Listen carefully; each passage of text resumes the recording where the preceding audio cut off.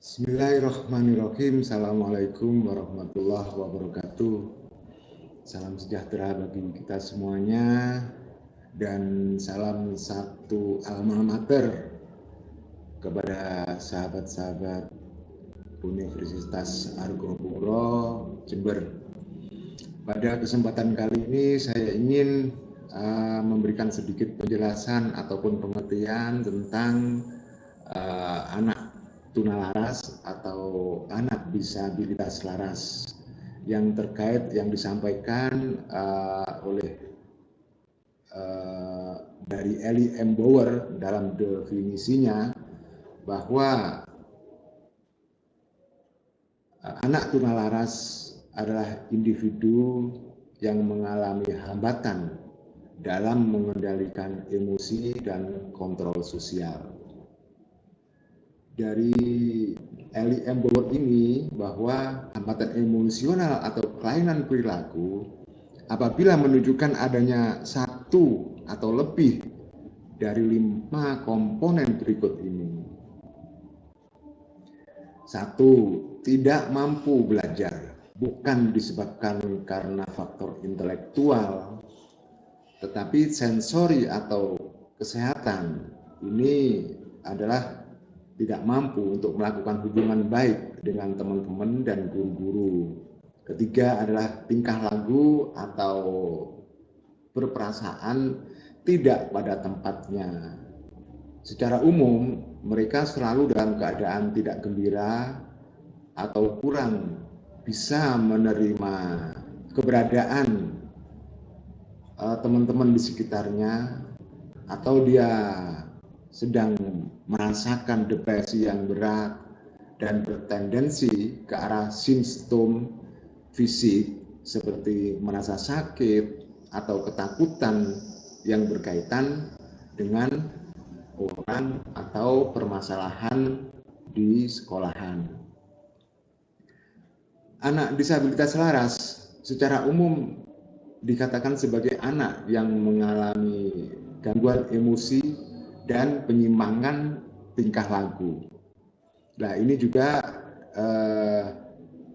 ada definisi dari pendapat Putri Yulia yang di tahun 2010 bahwa anak disabilitas laras adalah anak yang mempunyai tingkah laku berlainan, tidak memiliki sikap yang dewasa, melakukan pelanggaran norma-norma atau kaidah-kaidah sosial dengan frekuensi yang cukup besar atau cukup sering, tidak atau kurang mempunyai toleransi kepada orang lain atau kepada kelompok atau kepada komunitas atau kepada keluarga di lingkungan rumah tangganya, serta mudah terpengaruh oleh suasana sehingga menimbulkan kesulitan bagi dirinya sendiri serta orang lain.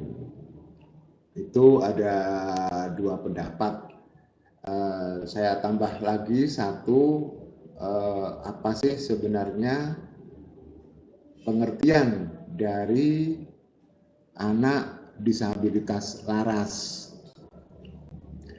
Kalau menurut Suci Hati Sumantri yang diterbitkan bukunya tahun 2007 pada halaman 139 menjelaskan bahwa anak tunalaras adalah anak yang mengalami gangguan atau hambatan emosi dan berkelainan tingkah laku sehingga kurang dapat menyesuaikan diri dengan baik terhadap lingkungan keluarga, sekolah, dan masyarakat. Anak disabilitas laras kadang-kadang tingkah laku tidak mencerminkan kedewasaan dan suka menarik diri dari lingkungan atau merasa rendah diri sehingga merugikan dirinya sendiri dan orang lain, dan bahkan kadang-kadang merugikan di sisi atau dari segi pendidikannya. Anak tunalaras juga sering disebut sebagai anak tunasosial karena tingkah laku anak tunalaras ini menunjukkan penentangan terhadap norma-norma sosial yang berwujud seperti mencuri, mengganggu, dan menyakiti orang lain. Dalam arti sering melakukan pelanggaran terhadap kaidah-kaidah atau norma atau aturan yang ada di dalam masyarakat yang tidak selaras, yang menjadikan yang bikin keonaran di dalam sebuah lingkungan atau dalam skala yang agak lebih besar adalah di masyarakat. Dari beberapa pendapat di atas dapat dijelaskan bahwa anak disabilitas selaras adalah anak yang mengalami gangguan emosi dan penyimpangan tingkah laku serta kurang dapat menyesuaikan diri dengan lingkungannya, baik di dalam keluarga, sekolah, maupun masyarakat. Sehingga anak tunalaras juga mempunyai kebiasaan yang melanggar norma, dan ini melanggar ini intensitasnya bisa dikatakan sering, dan dianggapnya itu adalah sebuah kewajaran bagi anak tunalaras itu sendiri. Sehingga karena sering melanggar nilai-nilai kesusilaan maupun sopan santun yang berlaku dalam kehidupan sehari-hari, termasuk sopan santun dalam berbicara, mudah berkata kasar, atau mudah menyinggung perasaan orang lain, tidak mau tahu apakah dia menyinggung perasaan ataukah dia menyakiti omongannya, itu bagi dia nggak masalah, karena memang bagi dia apa yang dikatakan adalah sebuah kebenaran gitu loh. Mungkin bagi orang lain itu menyakitkan atau mengecewakan gitu. Itu dari pengertian-pengertian tunalaras dari beberapa pendapat para ahli. Nah, tentunya dari pengertian itu akan berkembang ke arah apa sih yang menjadi penyebab anak itu menjadi tunalaras. Itu bisa dilihat dari ada istilah faktor prenatal, terus natal maupun pasca natal, atau bisa dijelaskan faktornya, sebab-sebab terjadinya sebab-sebab terjadinya anak menjadi tunalaras. Kalau dari sisi prenatal atau pada waktu masa di kandungan, bisa jadi dalam masa kandungan anak tersebut atau orang tua tersebut kurang menghendaki kehamilannya atau kehamilan anak tersebut, sehingga mungkin orang tuanya minum obat-obatan supaya terjadi pengguguran dari janin tersebut, tapi realitanya tidak gugur, tidak ada tidak terjadi istilahnya keguguran dalam kandungan, yaitu akan tentunya akan berdampak kepada janin yang dikandungnya, ataupun pola makannya yang bisa kurang gizi keluarganya dari sisi ekonominya, atau bisa jadi juga dari sisi keharmonisan rumah tangga, sehingga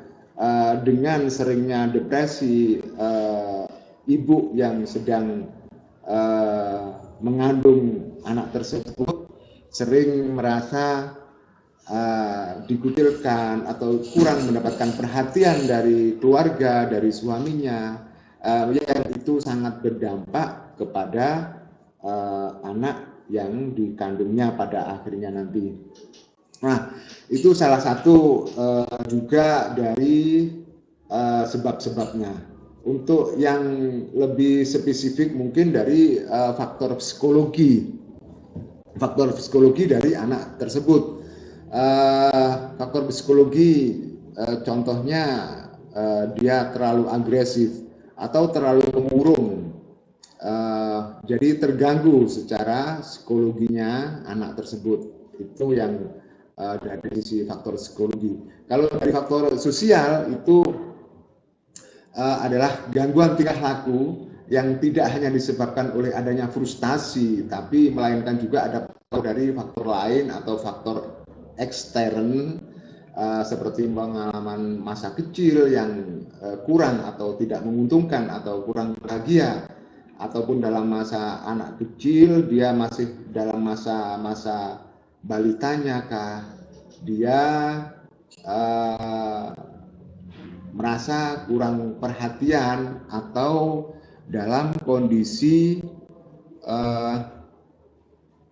pendidikan yang sangat kurang harmonis atau dalam lingkungan yang keras, mungkin di sekitar terminal kah, atau di sekitar hal-hal yang terkait dengan kekerasan baik fisik maupun perilaku ataupun tingkah laku. Hal ini juga sangat berpengaruh menciptakan atau menjadikan penyebab munculnya anak disabilitas laras. Itu dari faktor psikososial. Nah, kalau dari faktor fisiologis, itu dari fisikalnya, itu biasanya tingkah lakunya yang disebabkan terganggunya proses aktivitas organ-organ tubuh sehingga tidak atau kurang berfungsi sebagaimana mestinya, seperti terganggu atau adanya kelainan pada otak atau hipertiroid dan kelainan saraf motorik. Dalam arti aktivitas organ-organ fisik dalam hal ini penyebab ketunalarasan dari anak-anak tersebut munculnya salah satu adalah karena kondisi keadaan fisik yang kaitannya dengan masalah tingkah laku yang disebabkan oleh disfungsi atau kurang optimalnya kelenjar endokrin yang dapat mempengaruhi timbulnya gangguan tingkah laku, atau dengan kata lain kelenjar endokrin ini berpengaruh terhadap respon emosional seseorang. Nah, disfungsi kelenjar endokrin merupakan salah satu penyebab timbulnya kejahatan. Kelenjar endokrin ini adalah yang mengeluarkan hormon yang mempengaruhi tenaga seseorang. Bila secara terus-menerus fungsinya mengalami gangguan, maka dapat berakibat terganggunya perkembangan fisik dan mental seseorang, sehingga akan berpengaruh terhadap perkembangan watak dari seseorang atau seorang anak. Inilah salah satunya yang dari kelainan fisik. Nah, kalau masalah perkembangan dari sisi psikologinya, setiap memasuki perkembangan baru, individu ini kurang bisa menghadapi berbagai tantangan atau krisis emosi. Anak ini biasanya dapat mengatasi krisis kalau secara non disabilitas dari adanya proses kematangan yang menyertai perkembangan. Apabila ego dapat mengatasi krisis ini, maka perkembangan ego yang matang akan terjadi sehingga individu dapat menyesuaikan diri dengan lingkungan sosial atau masyarakat. Sebaliknya, apabila individu tidak berhasil menyelesaikan masalah atau kurang berhasil menghadapi seleksi alam atau kemampuan untuk beradaptasi dengan lingkungannya, maka timbullah gangguan emosi ataupun gangguan psikologi dan tingkah laku dari anak tersebut. Sementara ciri yang menonjol pada anak masa krisis ini adalah sikap yang menentang pada keputusan-keputusan orang tua atau sering melanggar aturan-aturan yang ada di dalam masyarakat atau di dalam keluarga itu sendiri. Dan istilahnya dia semaunya sendiri atau keras kepala. Nah, itu dari masalah perkembangan dari psikologi anak tersebut. Sementara penyebabnya juga bisa dari ekstern, dari lingkungan keluarga. Sebagaimana lingkungan pertama dan utama pada kehidupan anak adalah keluarga yang memiliki pengaruh yang demikian penting dalam membentuk kepribadian. Nah, keluarga adalah merupakan peletak dasar perasaan aman pada seseorang, pada anak. Dalam keluarga pula, anak menorehkan atau memperoleh pengalaman pertama mengenai perasaan dan sikap mental pada lingkungan tersebut adalah keluarga yang tidak mampu memberikan dasar perasaan aman dan dasar perkembangan sosial yang dapat menimbulkan gangguan emosi dan tingkah laku pada anak. Dan juga penyebabnya bisa juga terjadi beberapa faktor dalam lingkungan keluarga yang berkaitan dengan masalah gangguan emosi dan tingkah laku. Di antaranya ya kurang kasih sayang, kurang perhatian, keluarganya kurang harmonis, ekonominya juga sangat lemah, yang menjadikan kurang gizi, ataupun karena dalam keluarga itu kurang dalam hal pemenuhan ekonominya, kebutuhan dari unsur biologisnya dalam arti makanan kah atau hal-hal yang lain, yang menjadikan dia orang tua sibuk dengan pekerjaannya, menjadikan anak tersebut kurang perhatian, menjadikan anak akhirnya dididik oleh lingkungan, sementara lingkungannya yang mendidik kurang bersahabat atau terlalu keras dalam mendidiknya. Ya, itu adalah juga menjadi salah satu penyebab anak tersebut menjadi disabilitas laras atau kurang bisa menyelaraskan di dalam kehidupan bermasyarakat. Dari tadi ada 3 penyebabnya. Mungkin saya ingin menambahkan satu lagi, mungkin juga dari lingkungan sekolahannya. Sekolah itu adalah merupakan tempat pendidikan yang kedua bagi anak setelah keluarga. Oleh karena itu, sekolah tidak hanya bertanggung jawab terhadap bekal ilmu pengetahuan, tetapi juga bertanggung jawab terhadap pembinaan kepribadian anak didik sehingga menjadi seorang individu yang dewasa yang sesuai dengan perkembangan psikologinya. Nah, timbulnya gangguan tingkah laku yang disebabkan lingkungan sekolah ini biasanya antara lain bisa jadi karena guru atau tenaga pendidiknya atau tenaga pelaksana pendidikan ini fasilitasnya kurang dalam hal penunjangnya, atau perilaku dari seorang guru bisa jadi karena terlalu otoriter atau terlalu keras cara mendidiknya anak tersebut. Itu juga akhirnya dengan pendidikan yang keras atau bisa dikatakan juga dalam hal wawasan pendidikan mungkin ya seorang guru yang menjadikan anak didiknya menjadi tertekan atau takut menghadapi pelajaran tersebut, sehingga anak tersebut sering membolos, sering keluyuran, tidak nyaman di dalam ruang kelas pada jam pelajaran. Sebenarnya bisa jadi juga guru yang terlampau lemah dan membiarkan anak didiknya tidak disiplin, mengakibatkan anak didik tersebut berbuat sesuka hati dan berani melakukan tindakan-tindakan yang menentang peraturan yang ada di dalam kelas tersebut. Itu juga salah satu penyebabnya. Bisa juga dari lingkungan masyarakat juga menjadi penyebab, karena masyarakat juga terdapat banyak sumber yang merupakan pengaruh negatif yang dapat memicu munculnya perilaku menyimpang. Contohnya sikap masyarakat yang negatif ditambah banyaknya hiburan yang tidak sesuai dengan perkembangan jiwa anak, itu juga merupakan sumber terjadinya kelainan tingkah laku.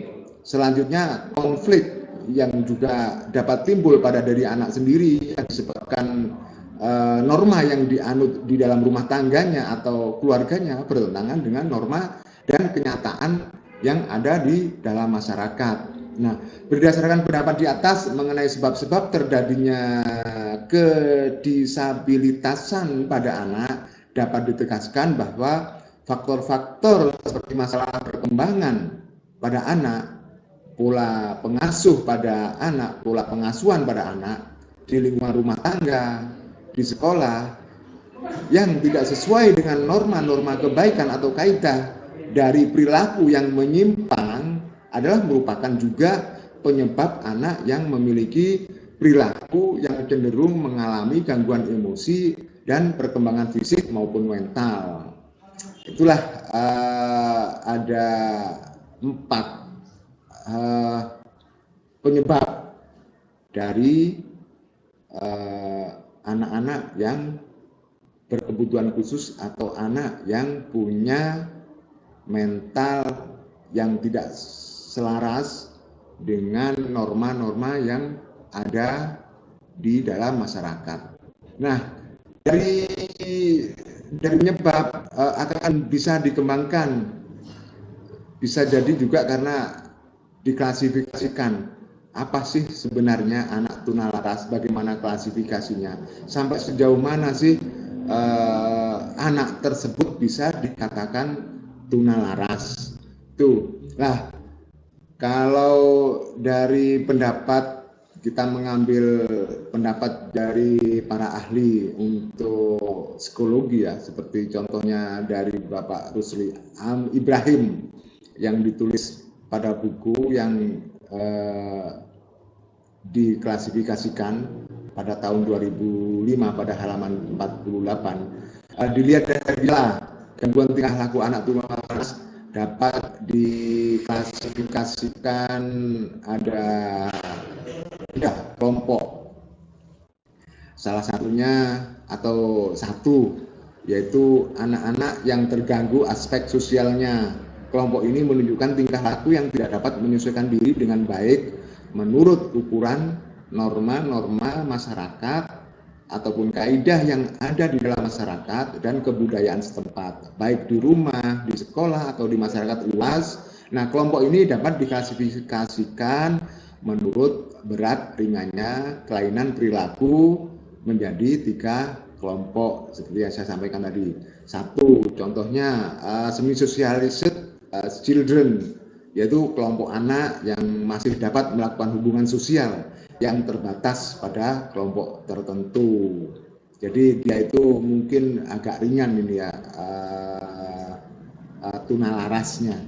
Ada juga istilahnya di dalam klasifikasi ada socialized primitive children, yaitu anak yang dalam perkembangan sikap sosialnya sangat rendah yang disebabkan tidak adanya bimbingan dari kedua orang tua pada masa kecil.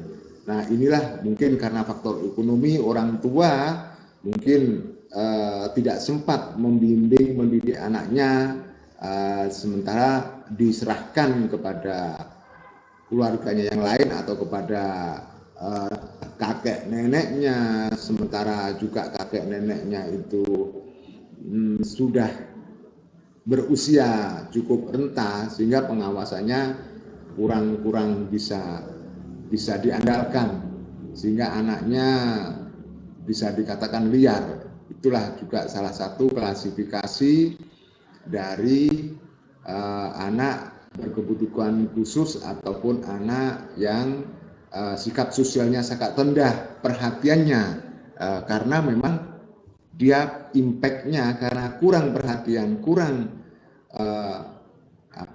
pendidikannya kepada kedua orang tuanya, menjadikan dia berperilaku semacam itu ya karena memang pendidikannya seperti itu. Ada juga yang berat klasifikasinya, anak yang berkebutuhan khusus atau disabilitas selaras ini, yaitu kelompok anak-anak yang mengalami hambatan dalam perkembangan dan penyelesaian sosial yang sangat berat. Biasanya juga ini dialami orang-orang bisa jadi karena fisikalnya disabilitas berat, kemana-mana dia juga tidak bisa ada aksesnya, yang menjadikan anak tersebut kurang perhatian berat. Artinya betul-betul tidak ada yang memperhatikan, bisa jadi dibuang dari keluarganya.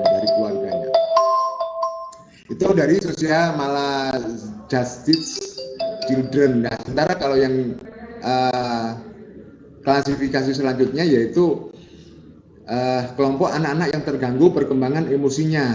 Kelompok ini menunjukkan adanya ketegangan batin atau menunjukkan kecemasan, penderita neuritis atau bertingkah laku psikotis menurut berat ringannya gangguan perilaku. Kelompok ini dapat dibagi menjadi tiga.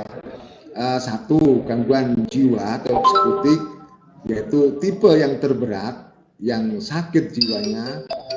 Kedua adalah gangguan psikoneurotik atau kelompok yang terganggu jiwanya, jadi lebih ringan dari psikotik. Yang ketiga adalah gangguan psikopatis atau kelompok anak-anak yang terganggu emosi sebagai akibat adanya tekanan mental, gangguan fungsi reinforcement, dan faktor-faktor lain. Itulah salah satu atau tiga klasifikasi anak tunalaras.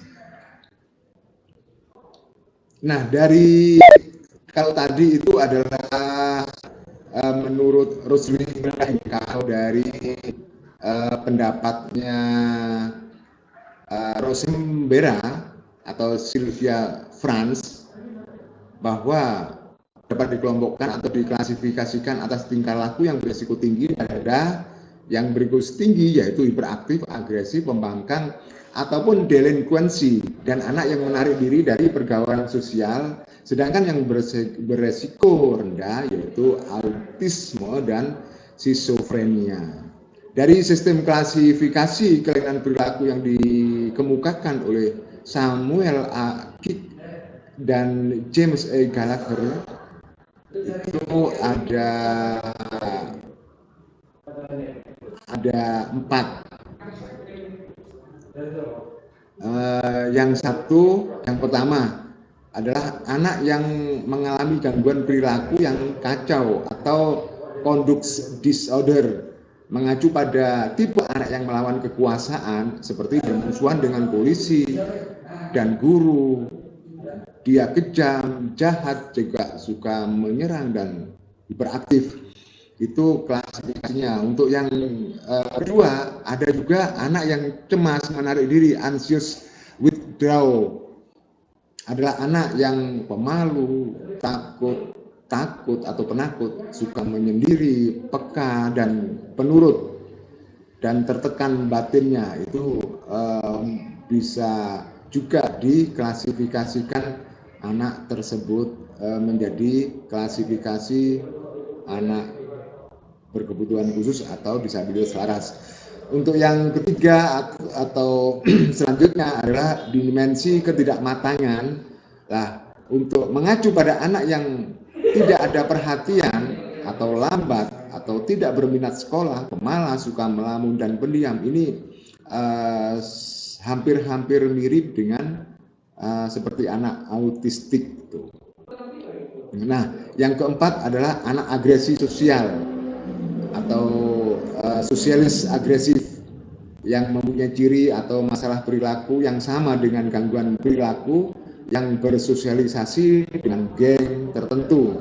Anak tipe ini termasuk dalam perilaku pencurian dan pembolosan. Dalam arti pembolosan, sering bolos pada jam-jam sekolah, atau tidak suka, tidak tenang, tidak mau dalam ruangan pendidikan. Nah, bagi itu juga adalah merupakan satu bahaya bagi masyarakat apabila ini tidak ada penyelesaiannya. Jadi secara garis besar sebenarnya klasifikasi tersebut bahwa anak yang mengalami anak yang mengalami kesukaran dalam menyesuaikan diri dengan lingkungan sosial, dan anak yang mengalami gangguan emosi sehubungan dengan itu, klasifikasi tersebut bisa dijadikan sebuah pengertian bahwa anak yang termasuk dalam kelompok ini dapat mengadakan hubungan sosial tetapi terbatas pada lingkungan tertentu, misalnya keluarga dan kelompoknya. Keadaan seperti ini datang dari lingkungan yang menganut norma-norma tersendiri, yang mana norma tersebut bertentangan dengan norma yang berlaku di masyarakat. Dengan demikian, anak selalu merasakan ada suatu masalah dengan lingkungan di luar kelompoknya. Kedua, anak pada kelompok ini dalam perkembangan sosialnya berhenti pada level atau tingkatan yang rendah. Pada kelompok ini adalah anak yang tidak pernah mendapatkan bimbingan ke arah sikap sosial yang benar dan terlantar dari pendidikan, sehingga ia melakukan apa saja yang dikehendakinya.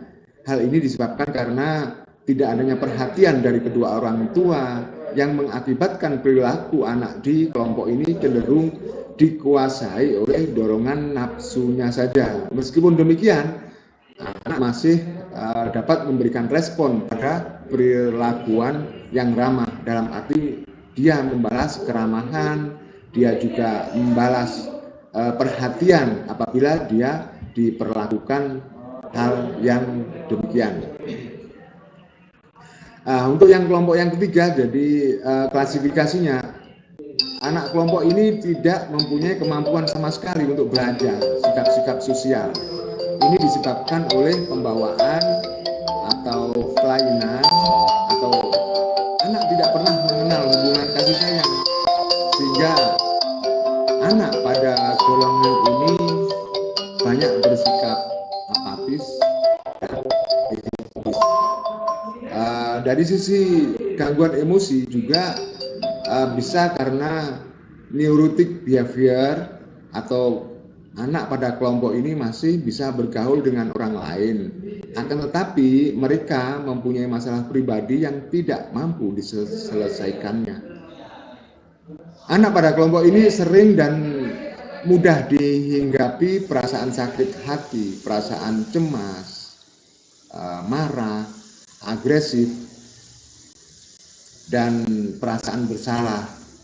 Sehingga di samping itu kadang mereka melakukan tindakan lain seperti mencuri dan melakukan permusuhan. Nah, anak seperti ini biasanya dapat dibantu dengan terapi seorang konselor. Nah, keadaan neurotik ini biasanya disebabkan oleh sikap keluarga yang menolak atau sebaliknya terlalu memanjakan anak, serta berpengaruh atau pengaruh pendidikan, atau sebaliknya terlalu memanjakan anak yang berpengaruh pada pendidikan. Itu adalah karena memang kesalahan dalam pengajaran atau juga adanya kesulitan belajar yang berat dari anak tersebut. Nah, berdasarkan klasifikasi anak tunalaras tersebut tadi, maka sebenarnya adalah bisa diambil sebuah pengertian bahwa, saya ulang lagi, maka dalam penelitian ini anak tunalaras dalam arti penelitian yang melakukan penelitian tadi adalah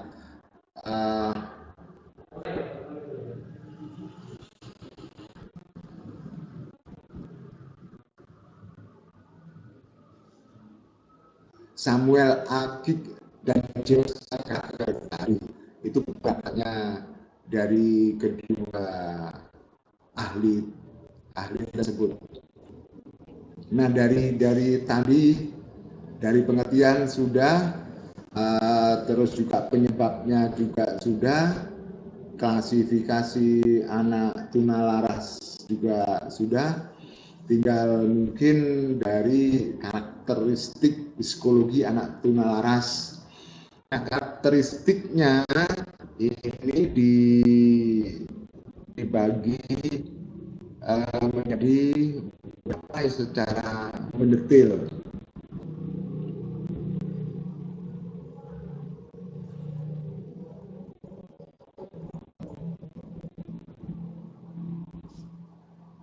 Jadi ini juga dari beberapa pendapat atau pendapat seorang Rusli Ibrahim, apa yang dikatakan ataupun ciri-ciri atau karakteristiknya anak tunalaras itu apa sih? Dari hasil penelitiannya bahwa anak tunalaras itu rata-rata memiliki kecerdasan atau IQ yang setelah diuji menghasilkan sebaran normal 90, dan sedikit yang memiliki nilai di atas sebaran nilai anak-anak normal, dan kemungkinan besar memiliki nilai IQ keterbelakangan mental, serta ada juga yang memiliki kecerdasan sangat tinggi dalam hal nilai tes kecerdasan. Ini juga bisa dikatakan anak tunalaras. Jadi yang itu yang dimaksud. Biasanya tidak mencapai taraf yang diharapkan pada usia mentalnya, dan jarang ditemukan yang berprestasi pada akademisnya meningkat, dan rendahnya prestasi mereka pada pelajaran baik membaca dan matematika. Yang ini yang biasanya sangat menonjol. Persepsi dan keterampilan motorik anak yang tunalaras ini sulit melakukan aktivitas yang kompleks, merasa enggan dalam aktivitas, malas, dan merasa tidak mampu dalam melakukan aktivitas jasmani. Keterampilan motorik sangat menunjang bagi pertumbuhan dan perkembangan individu, di samping keuntungan lain seperti perkembangan sosial, kemampuan berpikir, kesadaran persepsinya terhadap lingkungannya. Oleh karena itu, disinilah penting letaknya pembelajaran pendidikan jasmani seperti permainan sepak bola bagi anak tunalaras.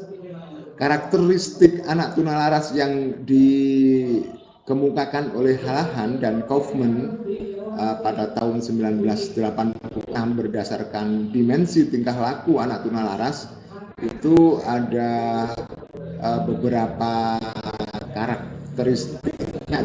Lebih detailnya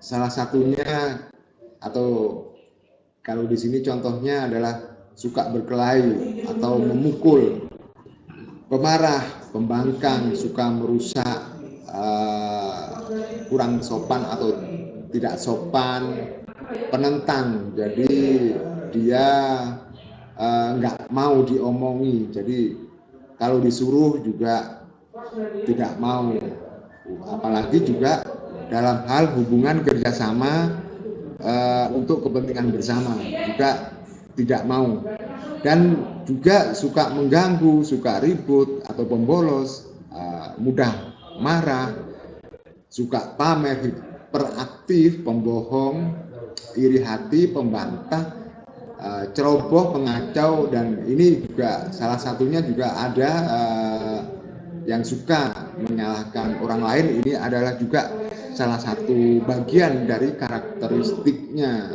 anak-anak disabilitas laras di sini. Jadi dia mau menangnya sendiri, ya orang lain adalah salah semuanya, yang benar adalah dirinya sendiri. Ini juga bisa digolongkan sebagai karakteristiknya anak disabilitas laras, termasuk juga mementingkan dirinya sendiri, karena tadi tidak mau bekerja sama, sangat berhubungan erat. Terus juga anak disabilitas laras itu juga bisa dilihat dari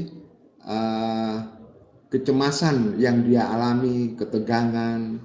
Jadi kecemasan bisa jadi dengan mempermainkan tangannya, atau mungkin gerak matanya itu terlalu cepat, atau memainkan jari jemarinya, ataupun ada gerakan yang spontanitas.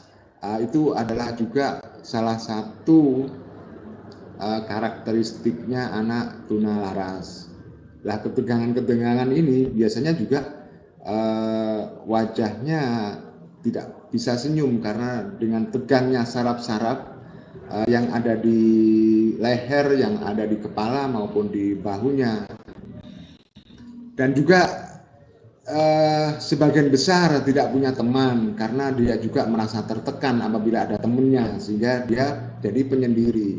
Dan dia itu sangat sensitif, jadi kadang-kadang bergurau itu bagi dia adalah kata-kata ejekan, padahal sebenarnya benar-benar bergurau, tapi karena sensitivitasnya dia terlalu peka ya, artinya terlalu overprotective melindungi dirinya, sehingga omongan yang sebenarnya adalah candaan atau omongan itu adalah wajar yang ada di dalam kehidupan masyarakat, tapi bagi dia menafsirkannya adalah merupakan ejekan.